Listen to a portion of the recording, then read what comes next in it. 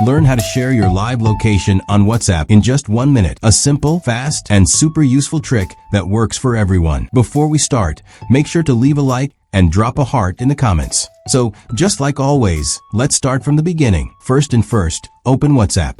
After opening WhatsApp, select the person you want to send your location to. At the bottom, in the message bar, you'll see a link icon. Press on it. Now you'll see several options. From here, select the location option. Once you select location, a new page will open. Here, you'll find the option Share Live Location. This option lets you send your real-time location to someone. They'll be able to see where you are moving until you stop sharing it. After selecting Share Live Location, you'll see more options.